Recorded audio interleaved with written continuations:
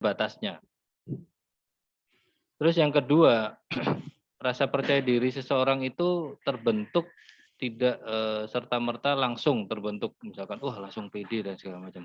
Tapi butuh proses yang cukup lama. Dan berita baiknya lagi, rasa percaya diri ini bisa ditingkatkan atau dilatih. Ya, karena termasuk soft skill juga, jadi bisa dilatih. Caranya gimana tuh, Pak? Iya. Untuk Nah, melatihnya caranya tuh, Pak? gimana nih? Nah, nanti coba kita akan lebih dalam mengulik. Terus kalau misalkan kita lihat nih di judul yang di hari ini, apa hubungannya sih dengan otak manusia? Kan tadi judulnya adalah bagaimana melatih otak kita untuk bisa lebih percaya diri. Ada hubungannya nggak sih dengan otak? Ternyata ada. Fakta ketiga, rasa percaya diri itu sangat erat hubungannya dengan mindset.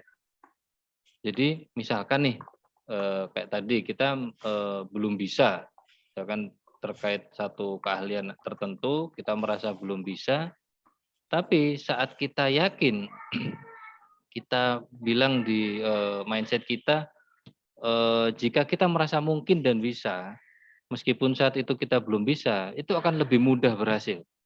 Karena dari mindset dulu kita sudah, oh ya bisa kok ini tinggal dilatih aja, tinggal misalkan kita tahu caranya pasti bisa. Nah seperti itu. Berarti yang penting nekat gitu kali ya, Pak ya? Betul, jadi mindset-nya dulu diperbaikin. Kalau kita yakin bisa, pasti bisa. Nah, kalau boleh saya rangkum, ada tips yang bisa kita lakukan untuk meningkatkan rasa percaya diri. Ya, yang pertama, Kayak gimana tuh, Pak? kita mesti bangun pola pikir positif dengan teknik reframe. Mungkin juga beberapa sering kali Pak Beni juga sempat singgung terkait teknik reframe ini. Jadi reframe itu ketika Anda misalkan dihadapkan pada satu tantangan misalkan. Sudah deh yang dulu-dulu misalkan kita sering bilang, aduh Pak saya nggak bisa, misalkan contoh, Mbak Tira bisa nggak ini misalkan lakukan tugas ini. Waduh Pak saya belum pernah ya Pak untuk lakukan ini misalkan. Sudah deh berhenti, kalau misalkan kita masih seperti itu, coba kita mulai reframe, kita reframe mindset kita. Jadi kita benahi dulu mindset, karena ini sangat erat hubungannya dengan otak manusia. Kita reframe dengan saya bisa belajar sebenarnya dan melakukan ini jika saya mau. Jadi yang penting mau dulu. Kita reframe, oh bisa kok ini, kalau misalkan sekarang saya nggak bisa, saya bisa tanya siapa yang sudah bisa. Tolong dong ajarin saya. Nah, jadi membangun pola pikir positif ini penting banget. Saat kita dihadapkan pada satu tantangan yang mungkin saat itu kita belum bisa, asalkan kita mau belajar, kita mau mencoba, pasti bisa. Itu yang pertama. Yang Berarti kedua, nggak ada yang nggak mungkin ya, Pak ya? betul, Gitu ya? sebenarnya tidak ada yang nggak mungkin. Yang terjadi sebenarnya adalah kita belum gitu ya? tahu caranya. Itu aja sih sebenarnya. Kita belum tahu caranya aja. Ya, yang kedua, kenali kekurangan dan kelebihan diri sendiri. Kalau mungkin kita sering ya dengar ungkapan Anda tidak bisa menilai ikan dari cara dia memanjat pohon. Ini bagus banget ungkapan ini, karena mau gimana pun ikan ya keahliannya berenang dong. Kalau kita menilai ikan dari cara dia memanjat pohon, ya konyol sih, gitu loh. Kalau kita bilang, wah ikan ini nggak bisa apa-apa nih, jelek banget, masa kalah sama monyet, manjat pohon aja nggak bisa, ya nggak bisa gitu juga. Nah, ini yang mesti kita pahamin, karena memang setiap orang punya kelebihan dan kekurangan sendiri-sendiri. Jadi jika misalkan suatu saat nanti Anda melakukan kesalahan, itu tidak berarti Anda bodoh loh. Itu tadi, kembali ke yang tadi, Anda hanya belum tahu caranya. Itu aja kok sebenarnya kuncinya. Jadi masih ada waktu untuk kita perbaikin diri, memperbaiki kesalahan Anda. Jadi nggak berakhir begitu aja. Bahkan ada yang bilang gagal itu sebenarnya nggak ada. Gagal itu sukses yang tertunda gitu Iya, kali betul. ya, Pak ya? Ada ungkapan kegagalan itu adalah kesuksesan yang tertunda. Karena sebenarnya kita belum tahu caranya aja, makanya dibilang gagal gitu. Kalaupun kita sudah tahu caranya, pasti bisa kok, yakin. Itu yang kedua. Yang ketiga, kita mesti patut bersyukur kalau kita masih merasa grogi. Loh, kok gitu Pak? Aneh kan? Grogi kok malah bersyukur? Iya, karena sebenarnya grogi itu adalah tanda bahwa Anda masih bisa berkembang. Coba bayangin kalau Anda nggak grogi. Kalau Anda grogi itu kan berarti Anda sedang stretching, Anda sedang menghadapi tantangan baru yang kalau misalkan Anda bisa laluin itu, Anda punya skill baru, Anda punya kemampuan baru, gitu loh. Ya, jadi ilustrasinya gini. Poin penting dari grogi itu adalah sebenarnya kita berpikirnya overthinking ya, atau berpikir yang berlebihan. Sebenarnya grogi itu sebenarnya kondisi di mana kita berpikir terlalu berlebihan. Kalau misalkan tadi Mbak Atira berdiri di depan panggung di hadapan 1000 penonton misalkan. Kalau misalkan saat itu Mbak Atira grogi nih Pak, saya grogi. Ya Wah, nggak sebenarnya bisa karena ngomong, Pak. overthinking sebenarnya. Sebenarnya Iya, overthinking, enggak bukan karena Mbak Atira nggak mampu, tapi nggak karena bisa. gimana nih kalau aku nanti salah ngomong, gimana nanti Mikirnya udah kemana-mana dulu, ya Pak. mikirnya udah kemana-mana. Gitu loh. Ilustrasi gampangnya kayak gini. Misalkan nih saat Anda memanah, Anda misalkan memanah, menarik busur, di saat yang Anda menarik busur itu, Anda sudah berpikir, oh gimana nih kalau meleset? Oh, gimana kalau terlalu ke atas ya? Gimana kalau nggak tepat di tengah ya? Mikirnya udah nggak karuan, gitu loh. Jadinya nggak fokus Sama, ya. iya nggak fokus. Sama seperti misalkan kalau ada seorang sales, saat Anda membuat penawaran ke customer, saat Anda negosiasi dengan customer, kalaupun Anda berpikir, waduh gimana kalau orangnya nggak mau ya? Gimana kalau orangnya bilang kemahalan ya? Udah jangan pikir kayak gitu dulu. Ini yang tadi dibilang grogi itu karena faktornya overthinking sebenarnya. Jadi kalau ditanya, terus gimana Pak biar nggak grogi? Ya jangan overthinking. Pikirkan aja goalnya. Saat Anda misalkan mengirim email penawaran, aku yakin pasti deal. Kalaupun nggak deal, pasti ada. Misalkan ada sesuatu yang misalkan customer belum clear atau customer masih belum jelas, yang mungkin saya bisa jelaskan. Akhirnya bisa deal. Jadi saat Anda memanah tadi, udah fokus deh, pikirkan membidik ke tengah, ke targetnya. Nggak usah mikir yang aneh-aneh. Itu ya. Berarti Jadi fokus ke tujuannya ya, Pak ya? Nggak betul, perlu fokus ke mikirin nanti tujuan aja. hasilnya seperti apa gitu Betul, ya. betul. Itu pikir belakangan deh. Hasilnya Yang nanti penting ikhtiar gitu hasilnya kali ya, Pak ya konsepnya. betul, ya. Jadi meskipun nanti kenyataannya misalkan penawaran Anda ditolak atau belum berhasil, nggak masalah kalau menurut saya. Misalkan ditolak customer, toh customer bukan dia aja kok. Masih ada Jelek-jeleknya kita bisa customer yang masih lain. cari yang lain gitu loh, misalkan. Masih banyak kok Benar-benar, Pak. customer yang butuh produk kita misalkan. Ataupun misalkan hari ini berkata tidak customer, bukan berarti customer nggak deal, nggak beli loh. Bisa jadi bulan depan dia butuh, bisa jadi memang budgetnya kurang sekarang. Masih belum ada. Ya, misalkan kayak gitu. Banyak hal kok yang menyebabkan customer tidak deal hari ini. Jadi nggak perlu overthinking, nggak perlu grogi, nggak perlu minder, udah yakin aja. Ya, itu yang ketiga. Tips yang Ketiga, keempat, oke. Ada berapa coba tips deh. nih Pak dari Pak Kori, Pak? Paling nggak ada 5 yang mungkin saya bisa Ada 5 rangkum. tips. Jadi yang Oke. keempat, berhenti membandingkan dengan orang lain. Ini kadang yang sering kita lakukan, bahkan oleh orang-orang di ring satu kita, orang-orang terdekat kita. Yang biasanya dulu mungkin waktu kecil Anda sama orang tua dibandingkan, coba deh lihat si A, dia ranking 1 terus misalkan. Nah, ini kadang memang nggak bisa dihindari juga. Jadi berhenti membandingkan diri dengan orang lain. Apapun itu, baik itu penampilan, prestasi, pencapaian, udah deh. Karena setiap orang itu punya jalan yang berbeda-beda. Kalau kita lihat perjalanan sukses orang-orang terkenal, kayak contoh misalkan Kolonel Sanders baru berhasil di usia 50 tahun, beda dengan siapa Mark Zuckerberg yang masih Usia muda 20-an. sukses gitu loh. Beda karena memang jalannya beda, nggak bisa disamakan. Ini bukan masalah, jadi hidup itu bukan masalah Kompetisi. kompetisi ya, bukan kita lari 100 meter, tapi kita benar-benar punya jalannya sendiri-sendiri, bukan perlombaan kok.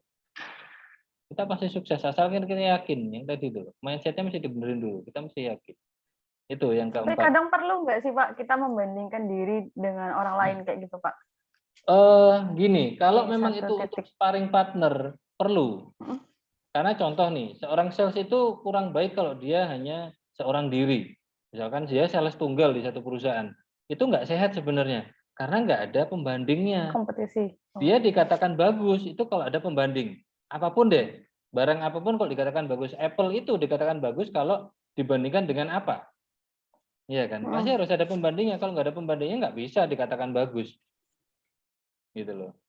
Sama. Oke, Pak. Jadi pembanding itu sebenarnya penting. Tapi kalau Anda terus-menerus membandingkan dengan orang yang lebih sukses dari Anda kalau misalkan tidak bisa memanage itu, Anda akan jatuh sendiri. Kalau nggak bisa manage perasaannya jadinya down ya malahan ya Pak Iya ya. tadi Gitu rasa ya. minder tadi akhirnya nggak pede dan segala macam. Akhirnya akan kembali ke kita negatif akhirnya jatuhnya. Yang kelima, tips yang Yang kelima, terakhir nih.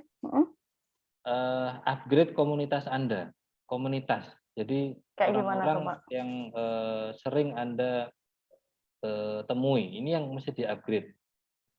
Hindari lingkungan yang suka menjatuhkan, suka mengeluh, anti dengan perubahan, nggak suka bermimpi.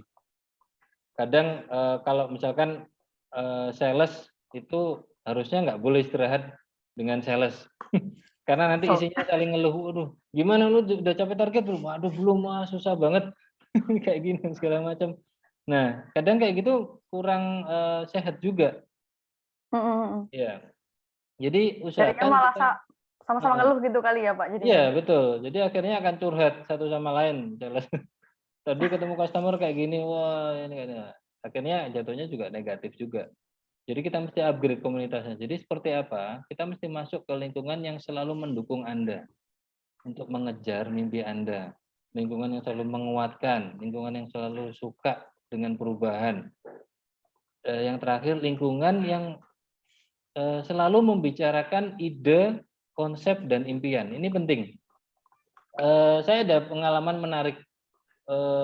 Dulu saya sempat juga disarankan oleh Pak Beni juga karena coba deh Mas Kori sering-sering misalkan ketemu misalkan contoh Mbak Atira yang notabene customer-nya adalah owner misalkan kepala toko dan segala macam yang punya toko komputer, yang punya toko mesin barcode dan mesin kasir juga. Coba deh bandingkan dengan komunitas lain yang notabene itu teman-temannya Mbak Atira yang istilahnya hanya mungkin teman kerja atau teman kuliah atau apa. Gitu ya. Ini pasti Beda sih beda. Pak. Coba yang Beda. dibicarakan beda pasti. Saya Beda Pak. nangkep banget poinnya. Mereka para pimpinan, para bos-bos itu yang dibicarakan itu pasti ide lah, konsep Ide Pak lah. ya. Iya, pasti. Yang dibicarakan itu semua tentang wealth, jadi tentang kesejahteraan, tentang peluang, tentang ide, tentang ini loh ada bagus kayak gini dan segala macam. Ini lagi ada produk baru loh, bagus banget. Coba deh. Aku kemarin coba posting di sini bagus banget loh hasilnya, returnnya. Nah gitu.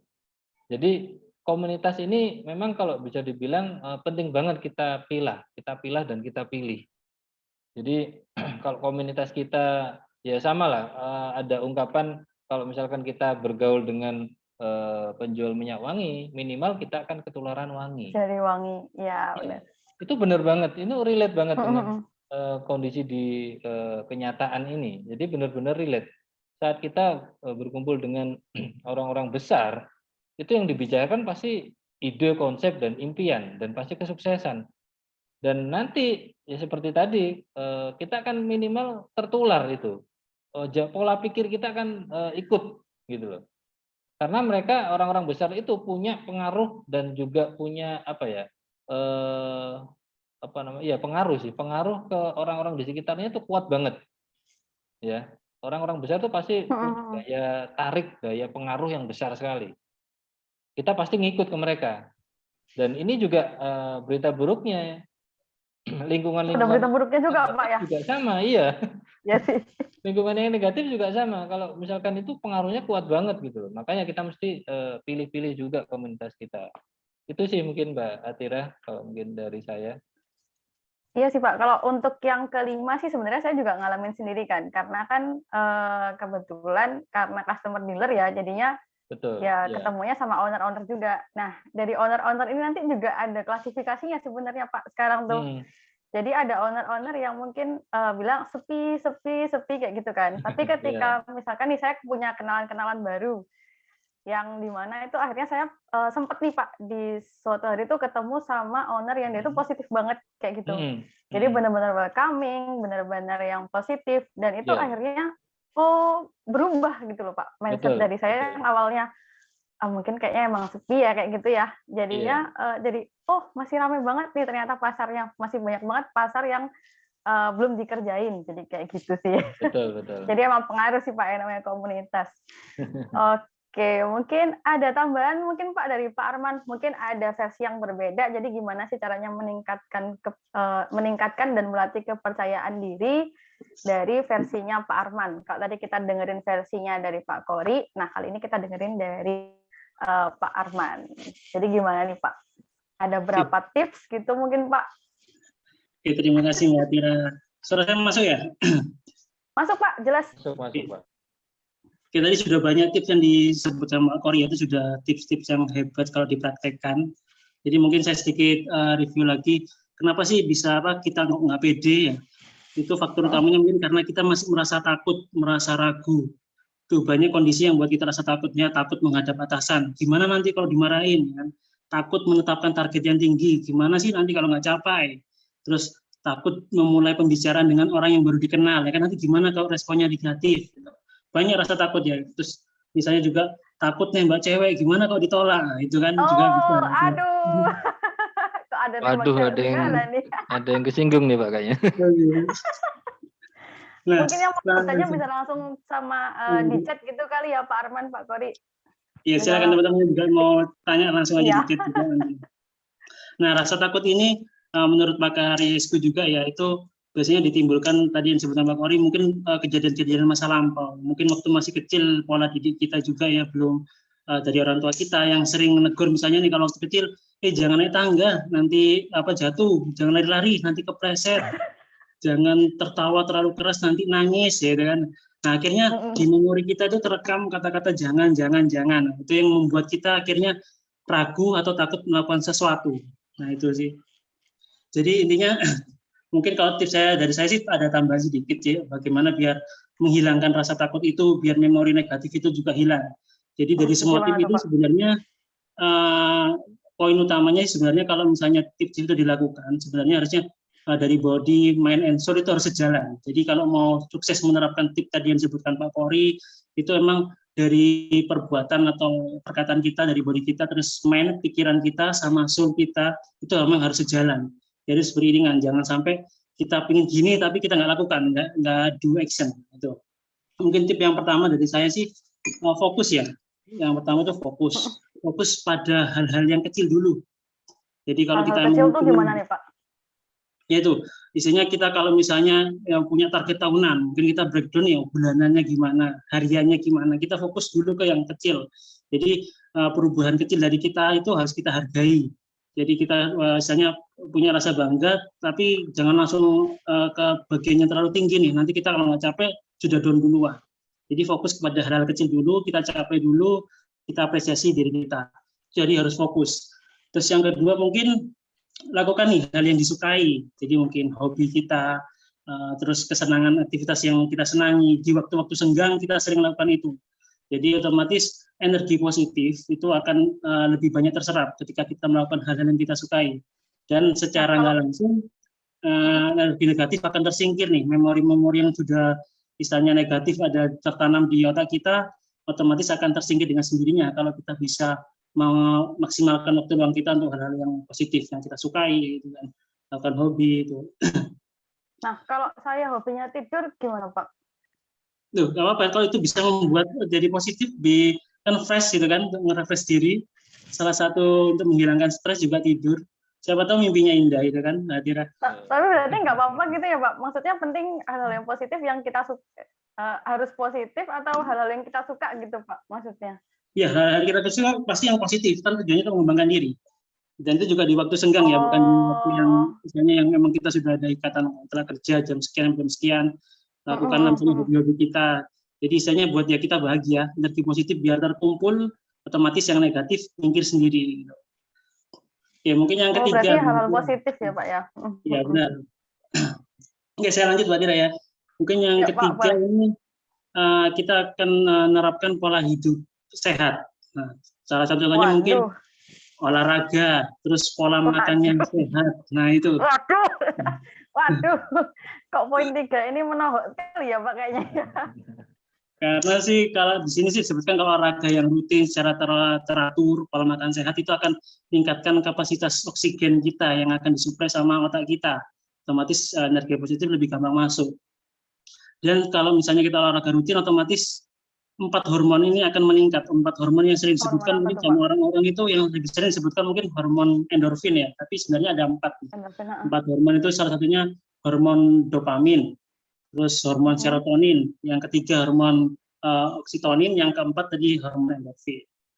Berarti secara kesehatan itu pengaruh ya Pak ya? Pengaruh banget karena emang sumbernya ada di diri kita sendiri untuk meningkatkan hormon itu. Kalau olahraga secara teratur, rutin, hormon itu meningkat. Contohnya di hormon dopamin itu bisa meningkatkan rasa bahagia, rasa senang, terus meningkatkan saraf motor juga. Itu. Kalau yang hormon serotonin itu bisa ngatur tadi tuh pola tidur, pola makan kita, nafsu makan kita itu bisa otomatis teratur dengan baik. Yang ketiga tadi hormon oksitonin. Oksitonin itu bahasa normalnya biasanya hormon cinta. Itu bisa meningkatkan kepercayaan, rasa empati. Itu biasanya terjadi kalau misalnya orang-orang pelukan, nah seperti gitu. Jadi yang terakhir mungkin yang lebih sering disebutkan hormon endorfin. Itu hormon pereda rasa stres, penghilang rasa nyeri. Kalau teman-teman biasanya sakit itu kan biasanya minum obat penghilang rasa nyeri. Ada ibuprofen, paracetamol, aspirin. Sebenarnya di diri kita sendiri ada hormon yang untuk menghilangkan rasa nyeri, meredakan stres itu sendiri. Hormon endorfin itu bisa menghilangkan, mengurangi rasa stres ataupun nyeri. Oke, berarti pola hidup sehat itu bisa pengaruh ya Pak ya ke kepercayaan diri ya. Tapi ya, berarti kalau misalkan kita kurang olahraga, kita nggak jaga makan, berarti bisa jadi insecure gitu jadi ya Pak ya? Iya, karena hormon-hormon tersebut mungkin nggak ningkat, otomatis nggak keluar gitu. Jadi yang di kita akhirnya nggak keluar hormonnya, ya nanti kita insecure gitu kan. Nggak ada isanya. Kayaknya poin ketiga ini reminder banget ya buat saya Pak ya. Oke, mungkin selanjutnya Pak yang keempat. Yang keempat, mungkin kita sering bergabung nih dalam kegiatan sosial, contohnya kayak relawan atau volunteer gitu kan. Karena di kegiatan sosial tersebut kita itu lebih sering berbagi atau membantu orang lain yang membutuhkan pertolongan. Nah, di situ kita timbul rasa bangga, menumbuhkan rasa bangga pada diri sendiri. Otomatis kalau kita bangga, kita kalau merenung akan merasakan bahwa kita ini ada sosok yang baik ya. Kita ini sosok yang bisa melakukan hal-hal yang baik ya. Otomatis secara nggak langsung sudut pandang kita untuk jauh ke depan itu bisa melihat sesuatu yang positif dari kita. Itu salah satunya cara untuk tips untuk meningkatkan kepedean, terutama dari mengumpulkan hal positif dulu. Jadi itu. Mungkin yang terakhir sih Mbak Tira, di sini yang terakhir? Yang pasti semua tips itu akan sia-sia kalau misalnya nggak ada repetition. Nah itu pengulangan. Konsisten gitu ya Pak ya mungkin ya. Ya konsisten, harus frekuensinya juga sering ditingkatkan. Jadi nggak ada misalnya no magic button. Jadi nggak ada tombol ajaib yang buat kita langsung pede. Semuanya itu harus bertahap, kita nikmati prosesnya. Nah, kayak tadi nawarin ke customer ditolak, ya coba tawarkan lagi ke yang lainnya kan pasti juga diterima. Kalau kita berhenti di situ nggak merepeat lagi ke yang lainnya, otomatis kita akan down dan berhenti. Jadi istilahnya nikmati prosesnya, diulang-ulang frekuensinya. Saya percayalah bahwa usaha nggak akan mengkhianati hasil. Ya mungkin sih itu sih mungkin 5 tips tambahan ya. Tadi sudah banyak juga disebutkan Pak Kori. Mungkin bisa nanti dilanjut sharing sama teman-teman. Saya kembalikan lagi ke Mbak Atira. Oke, berarti total sudah kita sudah punya 10 tips nih, 5 dari Pak Kori dan 5 dari Pak Arman. Tapi ini kayaknya semua self confidence-nya udah bagus semua nih Pak. Bahkan nggak ada pertanyaan nih. Iya nih, nggak ada pertanyaan, kayaknya udah. Kayaknya udah bagus gitu Pak. Kayaknya kita dari tadi ngobrol tuh, wah udah semua nih. Kayaknya kayak gitu sih Pak. Mantap. Berarti kalau sudah bagus, berarti langsung open mic biasanya Mbak. Iya, open mic Nah, aja deh. boleh. Kayaknya open mic dan open video deh Pak harusnya Iya, Pak. sharing aja deh. Kan udah self confidence-nya tinggi gitu kan. Boleh. Berarti kan harusnya pede nih buat ini. Oke, mungkin kita mulai dari Mbak Farah, mungkin ada yang mau di-share? Karena kan ini udah open cam ya, Mbak Farah. Lagi di rumah Nobita kayaknya, Pak. Iya. Mungkin ada yang mau di-share, Mbak, Pindah ke rumah tentang Doraemon. self-confidence, kayak gitu-gitu. Mungkin ada cerita apa, kayak gitu. Iya sih, saya saking nggak pedenya sampai malu buat nanya tahu. Aduh. Gimana, Mbak? Iya, pokoknya apa ya? Kalau dari saya memang saya ini orangnya apa ya, kurang percaya diri karena memang ada latar belakang dari masa kecil yang apa ya, yang saya kan memang basicnya anak bungsu gitu. Jadi gimana sih saya anak terakhir. apa nggak biasa buat nge-leader gitu. Akhirnya kebiasaan itu sampai gede juga. Nah, sampai gede juga jadi kita takut buat menyampaikan pendapat atau menyampaikan ide gitu, karena pas apa ya, latar belakang itu kayak kita mau nyampein ide tapi nanti takut dibilang ini apa, nggak bisa begitu, nggak bisa begini, gitu deh gitu Kakak. Jadi ada gimana tipsnya tuh mungkin kalau dari Pak Kori atau Pak Arman? penyebabnya itu gimana cara ngatasin? Cara ngatasinnya gimana nih Pak? Mungkin Pak Kori atau Pak Arman duluan. Monggo. Jadi gini, kalau dari saya, Mbak Farah, memang yang tadi juga sudah sempat disinggung, ada hal yang mungkin ya, ada pengaruhnya dari kejadian di masa lalu. Jadi mungkin entah itu ada apapun yang istilahnya membuat kita jadi yang tadi istilahnya insecure atau nggak pede atau grogi. Tapi sebenarnya kembali lagi penyebab nggak pede atau grogi atau apapun itu sebenarnya adalah masalah overthinking sebenarnya, karena masalah berpikir yang berlebihan. Sebenarnya kalau kita fokus kepada target, kayak dalam artian fokus kepada goal kita, kayak tadi contohnya kalau kita memanah misalkan, kalau kita fokus saja pada targetnya, udah deh nggak apa-apa. Itu yang pertama. Kalau fokus kita pasti akan bisa, saya pasti bisa. Kita panah, meskipun nanti tidak tepat di tengah, paling enggak itu sudah misalkan ada di apa namanya apa itu ya, target bulatan target itu nggak jauh-jauh banget gitu. Tapi kalau misalkan kita memanah dan hasilnya misalkan bahkan tidak tertancap di bulatan targetnya, itu pasti overthinking, nggak mungkin nggak. Atau kita main dark game itu yang dulu sempat ada, itu pasti deh. Kalau kita lemparnya terlalu jauh itu pasti kita mikir ini jangan kayak gini ya, apa kurang kenceng atau kurang apa gitu loh. Jadi yang pertama sih kalau tips dari saya tadi deh, coba terapkan yang 5 tips tadi yang saya sampaikan, itu pasti deh pelan-pelan kepercayaan diri kita akan tumbuh dengan sendirinya ya, karena memang itu butuh waktu memang, apalagi ada pengalaman di masa lalu itu pasti cukup lama juga karena mesti di-clear-kan dulu nih, mesti berdamai dengan masa lalu dulu. Yang sudah berlalu ya sudahlah, kita fokusnya ke depan, nggak usah mikirkan yang belakang, nggak usah overthinking dulu kayak gini dan segala. Yakin karena itu bisa dirubah dan bisa di ini.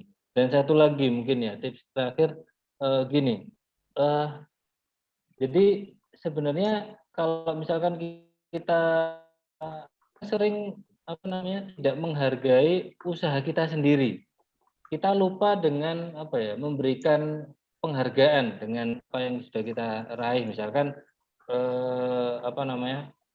contoh misalkan kalau kita berhasil misalkan capai target, ya sudah dirayakan deh, dirayakan aja. Kan itu sebuah prestasi gitu loh. Kenapa enggak kita berbicara dengan diri sendiri, kita me time, terima kasih dong, terima kasih diriku, gitu kan ada ini. Jadi kamu sudah berusaha keras dan nyatanya berhasil kok. Waktu kemarin kita berpikir, kayaknya nggak bisa deh, target segini kayak ketinggian deh misalkan. Tapi saat Anda bisa dan Anda tahu caranya, toh kenyataannya bisa kok capai target gitu. Dan itu mesti dirayakan, mesti say thanks gitu loh kepada diri kita. Nah, itu nanti pelan-pelan itu rasa percaya diri kita akan muncul dan semakin lama kan semakin membesar. Itu sih kalau dari saya, Mbak Farah. Berarti perlu berdamai, terus apa tadi Pak? Apresiasi diri sendiri gitu ya Pak? Iya, Berarti betul. Gimana nih Mbak Farah? Mungkin kayaknya perlu jajan boba gitu kali kayaknya Mbak. Ya, boleh. Sekali-sekali. Iya Pak Kori, terima kasih banyak. Jadi emang perlu waktu yang lama sih, tapi dari bertahun-tahun saya lihat untuk kepercayaan diri saya memang ada peningkatan sedikit-sedikit kayak gitu. Apalagi kalau di lingkungan yang mendukung juga untuk kayak ayo dong kamu bisa kok, kamu bagus kok gitu. Jadi benar-benar support system itu berpengaruh gitu. Penting banget, iya. Betul sekali. Oke Pak. Mari kita move on ke pertanyaan selanjutnya. Umi, mungkin bisa open cam sama open mic aja kali ya? Aku kangen sama suaranya Umi nih. Mana nih Umi? Iya, halo Umi. Mungkin kan kalau mantan-mantan tuh lebih bagus open mic kayaknya Umi sama open video. Iya. Thank you. Jadi gimana nih? Gimana Pak Kori dan Pak Arman nih? Yang perlu di borderline itu pertanyaan saya gini, ketika kita ketemu sama seseorang yang notabene seseorang itu sudah mengetahui karakter kita, artinya emosi kita, kadang kan percaya diri itu kan sering naik turun ya, iman gitu kan naik turun. Dan ini utamanya kebetulan peran saya sebagai sales ya, terkadang dia tahu banget, wah percaya diri banget loh nawarin kontrak dan lain sebagainya, atau nawarin produk-produk baru. Kayaknya lagi dikejar target ya, seperti apa. Jadi yang kita tadinya berangkat dengan segudang emosi yang meletup-letup, ketika orang sudah tahu kartu as kita, posisi kita, artinya percaya diri itu langsung kayak turun drastis. Nah itu gimana Pak? Jadi yang saya mau tekankan itu menghadapi seseorang yang memang sudah tahu karakter kita. Dan utamanya ya mungkin mantan pacar, seperti yang saya tulis tadi, mantan bos atau apa, itu ada orang-orang yang sudah mengetahui kita tuh gimana sih, itu gimana nih Pak Arman dan Pak Kori. Jangan konsentrasi di mantan pacarnya ya Pak, kayak mantan kolega, mantan bos, gitu aja deh. Gimana nih Pak? Mungkin Pak Arman dulu deh. Saya coba jawab, nanti mungkin didetailkan sama Pak Kori. Tadi kan dibilang bahwa dia sudah tahu karakter kita, sudah pegang kartu as kita ya Bu Anita ya. Nah itu kan saat dulu, kan kita bisa bilang mantan itu kita yang dulu, bukan yang sekarang. Aku yang dulu bukan aku yang sekarang. Jadi kan otomatis kayak kita kan sudah update komunitas, sudah sering melakukan hal positif yang lain, otomatis juga punya kartu as yang baru yang belum dia tahu. Itu mungkin yang kita istilahnya bisa tonjolkan. Jadi istilahnya itu jangan ke framing sampai takut duluan. Jadi say, do and feel gitu kan.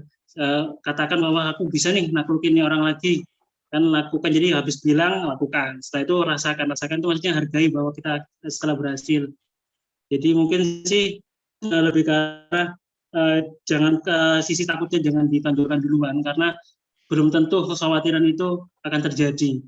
Tergantung juga pikiran kita juga. Kalau kita yakin itu bisa naklukkan ya, dan punya kartu as baru, punya pola pikir yang positif jauh lebih bagus daripada yang dulu, ya pasti kita bisa akan lewati hal tersebut sih.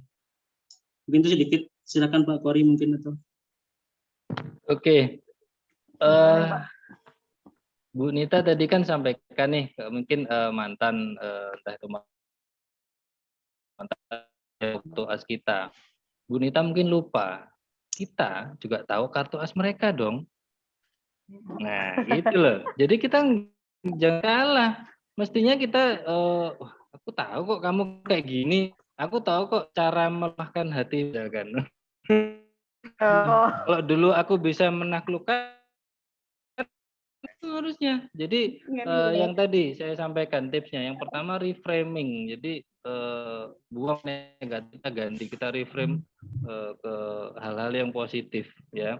Jadi yakin aja deh, karena meskipun kamu tahu kartu as aku juga tahu kartu as kamu gitu loh. Jadi kita mestinya bisa deh win-win, dalam artian kita tidak merugikan satu sama lain. Saya juga tidak berusaha untuk eh, menjelekan Anda dan segala macam, tapi kita intinya di hal yang positif gitu loh. Ya, itu sih. Yang terakhir ya itu tadi, jangan overthinking. Nggak usah mikir yang enggak dulu. Terus Ibu Nita kalau dari saya. Oke. gimana Bu? Iya sih, jadi yang aku tangkep itu kayaknya emang improvement ya, ada proses improvement karena sama-sama tahu karakter masing-masing. Benar Pak Arman tadi di awal juga sampaikan bahwasanya lawan saya sudah paham saya seperti apa, saya pun paham lawan saya seperti apa. Artinya kalau kita memilih untuk mencoba perang lagi, mestinya harus ada sesuatu improvement yang baru, kan intinya seperti itu supaya yang kemarin udah tahu karakter dia, kita kasih macam surprise, "Aku sekarang udah kayak gini loh." Mungkin kayak gitu kali Pak Arman ya. Jadi,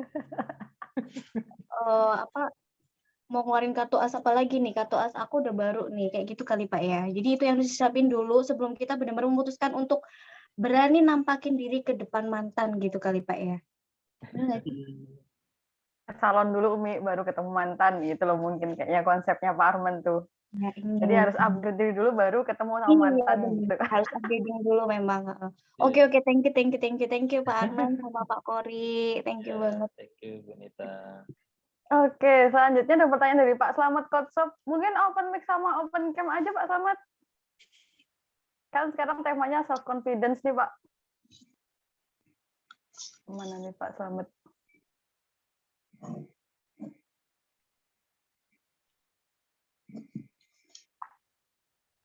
Halo? Horas kok Horas ya Pak. Medan ya Horas ya Pak. Iya Pak, kedengeran Pak. Halo? Iya. Mas Ya, di sini kurang bagus. kedengeran Pak. Aduh, sinyalnya kurang ya. Kedengeran kok Pak. Ini lebih ke, iya. Oke. Ini lebih ke arah menularkan rasa percaya diri sih. Kadang mungkin anggota tim kita masih baru gitu kan, mungkin kurang percaya diri dalam komunikasi. Gimana sih cara kita nularkan ke mereka selain kita udah melatih mereka? Kadang kita juga latih langsung berhadapan sama customer. Kadang ada case-case khusus yang memang customer-nya itu ya apa ya, dalam tanda kutip tuh ngeselin ya gitu kan. Biasanya mereka jadinya down secara kepercayaan dirinya. Ada nggak tips yang instan gitu untuk mereka biar bisa move on lagi gitu Pak? Mungkin itu Pak dari saya. Itu aja Mbak Atira.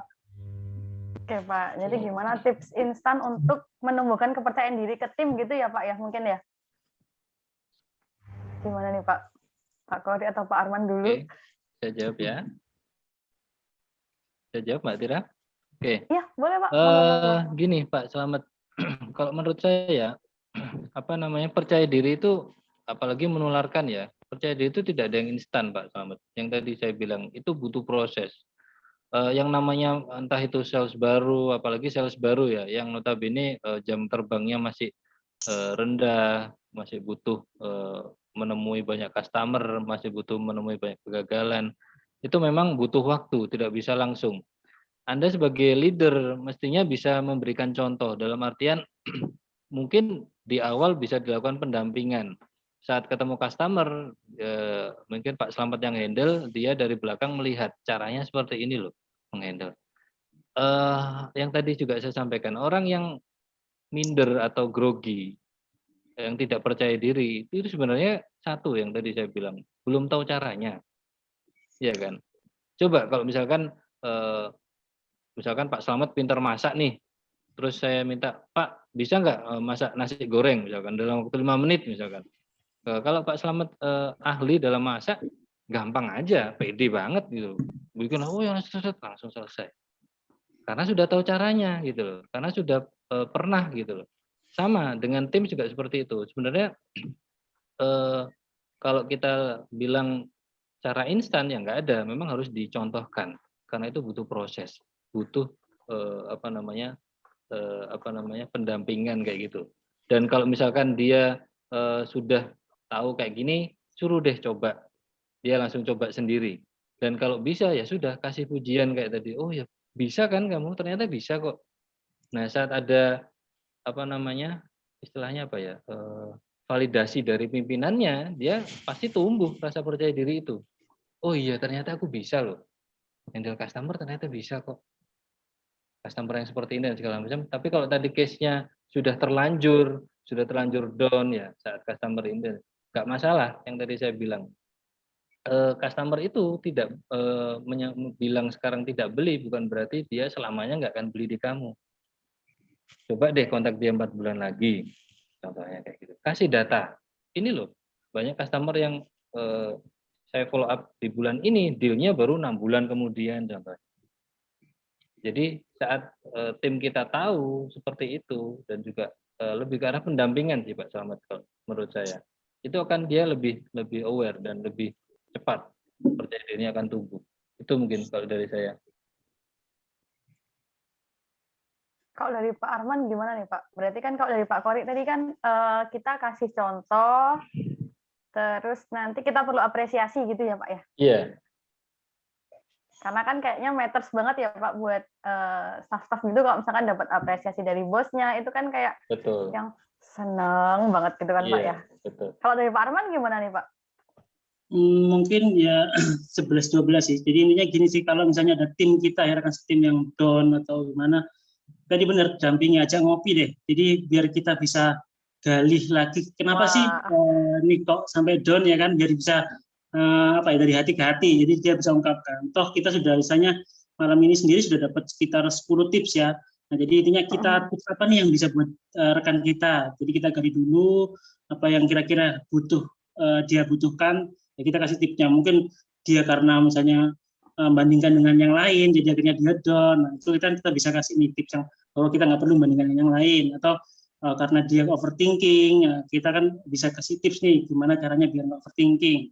Jadi dari 10 tips tadi bisa dikasihkan dengan cara gitu, kita gali dia lebih butuh di mana nih untuk misalnya dalam waktu dekat tips mana yang harus dipraktekkan. Mungkin itu sih Mbak Tira. Itu Mas Slamet. Berarti tipsnya ngopi bareng gitu ya Pak ya? Nah itu betul. Bukan ya Pak, bukan gitu ya.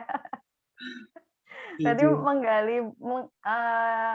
digali dulu kenapa dia down gitu ya Pak ya, baru nanti kita kasih tips-tips yang sekiranya cocok gitu ya Pak ya, di suasana yang santai gitu kali ya. Oke. Oh masih ada 2 pertanyaan lagi nih Pak. Oke, mungkin di extend sebentar. Pertanyaan ketiga dari Mas Panji nih Pak. Pak, saya selalu percaya diri, tapi terkadang ini menjadikan saya terlalu pede pada kenyataan. Apa sebaiknya ada batasan ya untuk percaya diri ini, agar kita nggak over pede, Pak? Gimana nih, Pak? Kalau insecure itu kurang bagus, kalau terlalu pede gimana nih? Apakah sangat bagus atau nggak boleh juga gitu? Monggo, Pak Arman dulu. Jangan rebutan. Ayo, gantian. Ini Mas Panji nggak open mic aja nih, biar lebih jelas nih, maksudnya over pede. Ini kayaknya malah nggak ada Mas Panjinya, Pak. Terus kok muncul chatnya? Iya, jadi habis ngechat terus di ghosting kita, Pak. Iya, nggak ada nih, Pak. Mungkin dijawab aja sih, mungkin buat pengetahuan dari rekan-rekan yang lain juga. Biar kita nggak over pede ya.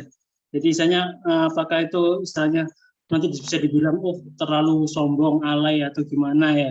Jadi misalnya emang kita harus balance sih. Misalnya kalau kita nggak boleh overthinking juga nggak boleh over kepedean. Jadi ada batasan-batasan tertentu. Mungkin dari tips-tips positif, semakin kita berkomunitas positif, kita tahu nih hal-hal yang penting dilakukan di yang kita lakukan itu apa. Karena kalau di komunitas yang sudah positif, kita paham nih, oh itu nggak boleh, itu berlebihan tuh.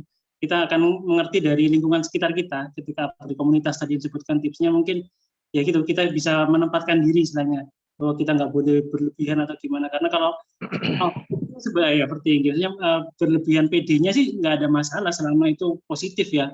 Kita arahkan ke kegiatan yang positif. Mulai tadi ingin tahu, maksudnya PD-nya over itu seperti apa nih kalau di kejadian kenyataannya seperti apa nih.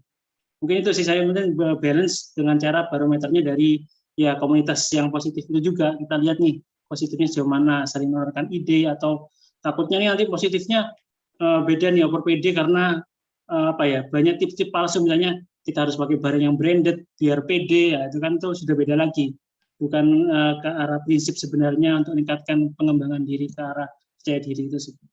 Itu sih Mbak Tira mungkin. Berarti dilihat-lihat dulu gitu ya Pak ya, yang positifnya. Nah, kira-kira ada hubungannya sama zodiak nggak ya Pak? Kalau misalkan zodiaknya Leo itu paling pede gitu atau enggak ya? Atau semua zodiak sebenarnya bisa pede? Yang ahli Pak Kori itu kalau pertanyaan dari dari Mbak Farah nih pertanyaannya. Iya, sebenarnya terkait zodiak atau apa sio atau apa itu sebenarnya kan hanya pengelompokan ya, pengelompokan yang dilakukan oleh beberapa komunitas yang kalau misalkan orang yang lahirnya antara bulan ini dan bulan ini itu seperti ini nih ciri-cirinya. Tapi biasanya itu tidak 100% benar. Iya kan? Pasti kita akan lihat aku nggak kayak gini kok, padahal aku Leo misalkan contohnya atau apa. Itu pasti jadi terkait zodiak itu memang tidak ada hubungan secara relevan apa namanya? Secara pasti, ilmu pastinya yang atau landasan dasarnya itu tidak pernah disebutkan. Jadi semua zodiak itu tetap punya potensi untuk percaya diri. Jadi nggak ada hubungannya sebenarnya kalau saya bilang. Terus tadi kalau pertanyaannya Mas Panji terkait percaya diri yang berlebihan, sebenarnya semua hal yang berlebihan itu tidak baik. Bagus ya, Pak. Semua hal, nggak hanya percaya diri. Karena nanti efeknya biasanya negatif. Kayak contoh orang yang terlalu percaya diri itu biasanya meremehkan. Apapun akan diremehkan sama dia. Karena dia terlalu pede. Misalkan entah itu dia dikasih target, gampang ini gampang kok ya, ini aku udah pernah kayak gini. Udah ntar aja deh. Akhirnya menyepelekan, meremehkan, dan endingnya biasanya nggak akan maksimal hasilnya. Nggak maksimal. Iya, karena terlalu meremehkan. Apalagi dengan misalkan saat kita dalam transaksi penjualan terlalu meremehkan juga kurang bagus juga, apalagi meremehkan customer, ini bahaya juga gitu loh. Karena sebenarnya semuanya harus ada porsinya. Semua yang berlebihan harus balance berarti iya ya? harus balance. Cara saya itu juga mesti dibatasin juga karena ini pengaruhnya dengan ego sih. Biasanya kalau orang over PD ini biasanya di egonya yang mesti di ini. Jadi memang harus dilatih. Harus ada sparring partner, harus ada rekan yang mendampingi, dalam arti nggak gini juga. Jadi mesti direm juga kalau misalkan terlalu pede dan segala macam itu nggak bagus. Itu sih Kalau kalau dari terlalu saya. pede nggak bagus, kalau terlalu insecure juga nggak bagus ya Pak ya? Betul. Oke Pak, tapi ngomong-ngomong kita sekarang udah jam 8:10, 8:09 sih. Udah kelebihan 9 menit. Mungkin dari rekan-rekan Gen Sales mungkin bisa di-capture dulu fotonya, nanti untuk 2 pertanyaan selanjutnya mungkin bisa lanjut di sesi berikutnya kayak gitu. Jadi kalau misalkan ada yang belum makan takutnya Pak, biar bisa live dulu gitu mungkin. Siap. Ini dengan siapa ya Pak yang capture? Saya Mbak, saya. Mas Anwar, silakan. Oke, sebentar ya. Oke, dibuka mic-nya. Dibuka. Untuk teman-teman yang belum open cam, silahkan open cam dulu. Sambil persiapan, oke. Di halaman pertama. Udah ganteng semua belum, Mas? Oh, belum dulu ya, belum siap ya? Udah ganteng semua belum? Udah cantik semua belum? Pulang kerja ini Mbak, belum mandi ya ini teman-teman. Oh. Oke, yang halaman 1 ya. 1, 2, 3.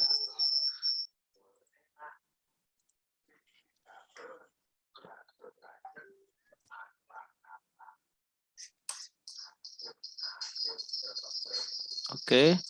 Yang halaman 2. 1, 2, 3. Oke, sudah Mbak. Terima kasih.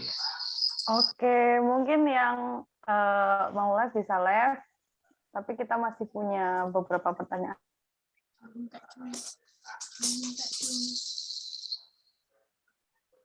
Yang dari Pak Tito, Pak.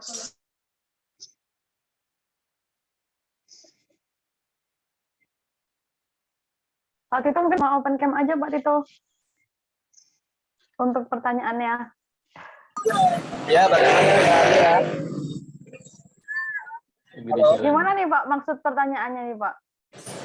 Ya, maaf ya sebelumnya kalau kresek-kresek saya lagi di jalan. Jadi intinya gini, kalau keseharian orang itu sangat percaya diri gitu, maksudnya berbeda saat di keseharian dalam bekerja. Nah, dia kalau bekerja misalkan insecure atau malu-malu atau bagaimana, tidak menunjukkan dirinya yang sebenarnya. Nah, maksud saya, apakah kepercayaan dirinya dalam keseharian itu dapat mempengaruhi trust pada customer saat berhubungan dengan customer atau tidak gitu? Itu bisa keluar dengan sendirinya atau bagaimana gitu maksud saya? Oh, jadi kalau waktu kerja insecure gitu ya Pak ya? Tapi kalau di luar kerjaan pede banget gitu kah Pak? Iya, benar. Oh, gimana nih Pak? Kalau waktu kerja kita jadi insecure tuh gimana Pak tipsnya untuk menghadapi ini Pak? Oke, saya jawab ya. Jadi gini, kalau menurut saya itu sudah jadi modal yang bagus Pak Tito. Jadi kalau misalkan Pak Tito tahu di keseharian dia bisa pede, harusnya di tempat kerja itu bisa pede juga. Karena percaya diri itu bukan melekat pada tempatnya, tapi pada orangnya, pada personnya. Jadi bukan pada tempat di mana dia berada, tapi pada personnya. Jadi harusnya itu bisa bisa terpancar. Berarti ada hal yang mesti diperbaiki di tempat kerja yang mungkin membuat dia merasa kurang nyaman atau kurang pede tadi. Bisa jadi ada hal yang mungkin dia belum ada hal yang dia belum bisa atau dia masih belum punya pengalaman atau apa menjadikan dia kurang pede di tempat kerja. Ini mesti digali juga seperti yang tadi Pak Arman sampaikan. Mesti digali juga kenapa dia nggak pede di tempat kerja. Apakah mungkin apakah dia masih baru, jadi masih belum bisa keluar percaya dirinya atau seperti apa? Ini mesti ada digali lebih dalam sih Pak Tito terkait yang di tempat kerja. Tapi harusnya ini sudah punya modal jadi dia bisa pede kok. Itu sih kalau menurut saya. Siap Pak Pori, siap. Tapi kira-kira lebih gampang untuk merubah lingkungan kantor atau ini ya Pak ya, merubah yang bersangkutan gitu? Di tempatnya dong, lingkungannya. Karena sebenarnya kalau lingkungan kan itu itu tadi pasti ada hal yang membuat dia nggak nyaman di tempat kerja, yang menjadikan dia nggak pede. Jadi sebenarnya ditemukan aja itu why-nya, kenapa kok dia nggak pede? Apakah masih baru atau rekan kerja dia merasa insecure dengan rekan kerja yang sudah senior atau gimana? Itu bisa jadi loh kayak gitu. Atau mungkin dia biasanya pengalaman sebagai misalkan admin, terus tiba-tiba di tempat kerja dia jadi sales misalkan atau seperti apa. Jadi dia merasa belum punya pengalaman. Ini mesti ditumbuhkan, mesti ada pendampingan juga, mesti digali. Seperti apa sih sebenarnya? Coba deh mungkin sharing-sharing dengan yang bersangkutan ini biar bisa kita bantu gitu loh. Pasti akan ketemu nanti. Dan akan lebih cepat gitu loh. Nanti kalau misalnya sudah ketemu titiknya, untuk dia lebih pede, pasti lebih cepat. Karena sebenarnya dia orangnya pede kok. Gitu. Berarti kita harus bikin lingkungan yang suportif gitu kali ya Pak ya? Iya, karena tadi support system penting banget. Penting banget support system itu. Jadi itu harus dibentuk dulu support system dia. Orang merasa nyaman itu kan ya itu tadi, orang merasa pede itu karena dia merasa nyaman dengan lingkungannya, karena dia merasa saya bisa kok di sini gitu loh. Saya bisa memberikan sesuatu di sini gitu loh. Makanya dia bisa pede gitu. Itu sih kalau menurut saya. Kalau dari Pak Arman gimana nih Pak? Mungkin Oke. Mungkin dari ada insight lain gitu Pak. Ya itu tadi Mbak Tira. Jadi kalau ketika sudah ketemu why-nya kan kemungkinan besar nih yang bersangkutan tidak mengeluarkan jati dirinya sebenarnya ya, karena sudah dia orangnya pede tapi nggak pede. Mungkin nih di kantor ada teman yang mungkin salah ucap atau apa ketika dia handle customer, terus dia bilang, loh kok gitu sih cara handle-mu gitu kan. Jadi dia akhirnya nggak pede lagi, akhirnya terkukung di apa sih, di momen seperti itu, akhirnya seterusnya keterusan. Nah, mungkin kalau kita bisa gali lagi ke yang bersangkutan, kita bisa bantu nih kan tadi salah satu tipsnya kan upgrade komunitas. Mau nggak mau harusnya kalau ke lingkungan kantor kita ingin jadi salah satu lingkungan yang positif yang bisa mengembangkan pendidikan diri, ya dari kita sendiri buat upgrade di lingkungan kerja juga. Di lingkungan kerja kita yang bagus, positif, semuanya istilahnya ke arah yang jauh lebih baik, pasti deh kalau kita bisa buat tim juga akhirnya ketularan juga. Itu sih Mbak Tira. Oke, berarti digali why-nya ya Pak ya. Why-nya, terus kita bisa memperbaiki apa yang kurang gitu ya dari lingkungan ini. Oke Pak, ada pertanyaan terakhir Pak dari Pak Angkaraksa. Pak Aang bisa buka mic aja Pak, sama buka video Pak.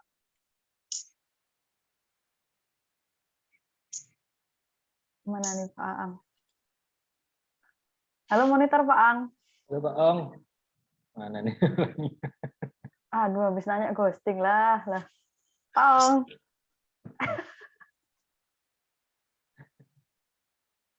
Halo. Nah, ya, yuk Pak. Gimana nih Pak masih pertanyaannya sambil maksudnya ngomong Pak? anak-anak. Oh, aduh. Jadi kurang lebih yang saya tanyakan itu kan kadang-kadang nggak pede itu muncul karena ada apa ya? Dia merasa nggak mampu, dia merasa nggak bisa. Padahal kita lihat sebenarnya kalau misalnya kita kembangkan, dia mau untuk belajar itu harusnya bisa gitu loh. Nah, cara apa ya treatmentnya kalau ketemu yang seperti itu kira-kira gimana ya? Oke. Ini ada pertanyaan tambahnya juga sih Pak. Ini untuk handling orang yang berkata aku paling tahu aku sendiri dan aku tidak bisa gitu ya Pak Ang ya? Yes. Menarik ada banget ini. Statementnya seperti itu juga Pak Kori. Betul, iya. Kalau menurut saya untuk menghadapi case seperti ini itu butuh dibuktikan Pak. Jadi kita bisa adakan semacam challenge ya, challenge misalkan. Challenge kecil aja, nggak usah yang terlalu muluk-muluk. Misalkan coba deh, misalkan dia sebagai sales nih, kita bilang sebagai sales, coba dong kamu jual produk ini ke 3 customer deh. Kita bantu dan segala macam. Kalau memang dia ngerasa aku nggak bisa jualan dan segala macam, coba deh ke 3 orang, saya bantu caranya kayak gini. Kita kasih tahu caranya, kita bimbing, kita gini sampai dia berhasil. Kalau sudah berhasil, baru kita sampaikan ternyata bisa loh. Ternyata kamu bisa, ini buktinya, kamu bisa kok. Karena biasanya orang seperti ini tuh butuh dibuktikan, butuh approval bahwa sebenarnya dia bisa. Ini biasanya ada hubungannya dengan kejadian masa lalu atau trauma atau apa. Biasanya kayak gitu. Atau ya itu tadi ada support system yang kurang mendukung, yang bahkan dia pernah atau dia adalah korban bully misalkan. Kamu tuh nggak bisa, nggak mungkin sukses dan segala macam. Lingkungan keluarganya mungkin seperti itu. Banyak hal yang menyebabkan orang bisa sampai punya mindset seperti ini. Sampai ada kata-kata aku paling tahu aku sendiri dan aku nggak bisa. Ini sebenarnya cukup dalam, kita butuh menggalinya lebih dalam. Dan kalau menurut saya treatmentnya adalah pembuktian tadi. Jadi kita adakan challenge kecil, kita buktikan dia bisa. Kita bantu caranya atau kita entah itu minta bantuan teman dan segala macam. Yang penting intinya dia harus berhasil dulu. Berhasil kan? Nah, kita kasih lagi challenge. Loh, kamu berhasil lagi, bulan depan loh, kamu bisa lagi loh. Coba dinaikin dikit ya, lo bisa. Ternyata bisa kok, asalkan tahu caranya. Nah, kalau sudah terbukti beberapa kali bisa, dia pasti akan menerima. Oh iya, ternyata aku bisa loh. Ini terbukti, bahkan orangnya masih hidup. Kalau boleh saya sebut, mungkin Pak Andi Kosop itu juga dulunya seperti apa? Beliau ditemukan oleh timnya Pak Armala di gudang. Kalau teman-teman baca statusnya Pak Armala di Facebook, di Instagram, cari deh. Beliau ditemukan oleh Pak Imam di gudang. Anak ini punya potensi loh. Tahu nggak apa yang dibilang Pak Andi waktu itu? Bisa tak Pak saya? Saya nggak bisa, saya cuma gudang loh Pak. Kenyataannya sekarang bisa banget gitu. Asalkan mau dan tahu caranya. Gitu. Jadi kalau menurut saya treatmentnya adalah yaitu tadi approval, harus dibuktikan. Itu sih kalau dari saya, Pak.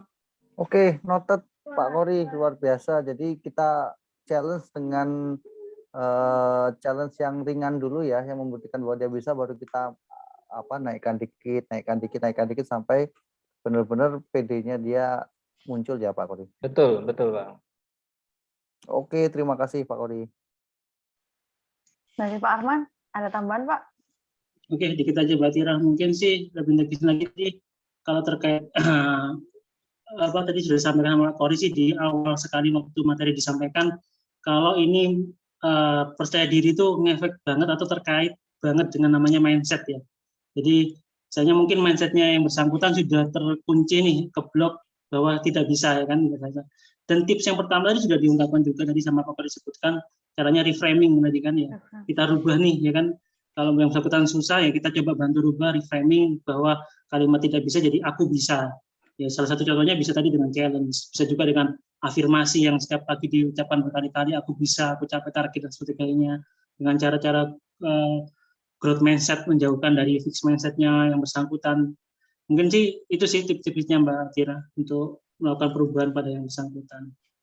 Oke, siap. Terima kasih. Karena tadi pertanyaan Pak Ong yang terakhir, maka dengan ini saya tutup ya untuk sesi ke berapa nih Pak? Untuk sharing session ke-35. Jadi tadi ada 10 tips. Jadi yang pertama kita bisa membangun pola pikir positif dengan teknik reframe. Kita juga harus tahu kekurangan dan kelebihan diri kita sendiri. Kita juga harus bersyukur kalau misalkan masih grogi, karena berarti masih banyak potensi diri kita yang bisa untuk dikembangkan. Selanjutnya ada juga jangan sering membandingkan diri dengan orang lain dan upgrade komunitas. Selain itu kita juga bisa fokus ke hal-hal yang kecil, melakukan hobi yang disukai waktu senggang. Kemudian ini yang paling nampol sih ke saya, yaitu menerapkan pola hidup sehat. Jadi kayak gitu. Yang keempat, kita bisa bergabung di kegiatan sosial. Dan yang terakhir, jangan lupa semua 9 tips sebelumnya itu nggak akan berarti kalau kita nggak melakukan yang namanya konsisten. Gitu ya Pak Kori, Pak Arman. Ya, betul. Oke, mungkin sekian untuk sharing session kita kali ini. See you di sharing session selanjutnya di sharing session ke-36 hari apa ya Pak? Selasa.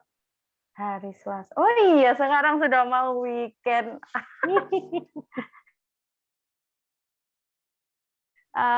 Sampai jumpa di sharing session ke-36 di tanggal 14 Desember. Oke, terima kasih. Oke, terima kasih. Terima kasih Mbak Tira. Terima kasih Pak Arman. Dadah Mbak Rasti. Dadah. Terima kasih Pak Kori. Iya, terima kasih.